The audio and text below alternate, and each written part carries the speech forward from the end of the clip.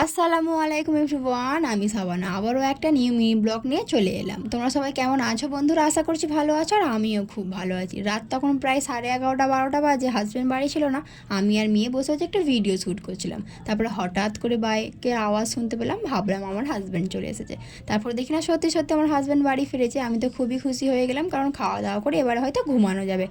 দেখো এদিকে কাণ্ড, আমার জন্য আর ননদের জন্য কোল্ড কফি এনেছে। আমার তো কফি একদমই পছন্দ না, সত্যি আমার খুব তিতো তিতো লাগে, কিন্তু উনি এনেছে এত শখ করে, ভাবলাম চলো খেয়েই দেখা যাক।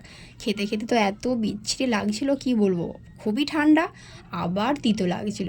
বুনুকে বলছিলাম খাওয়ার জন্য, ও একটুকু খেয়ে নিয়ে আর খেতে পারছে না, কারণ ওরও তিতো লাগছে।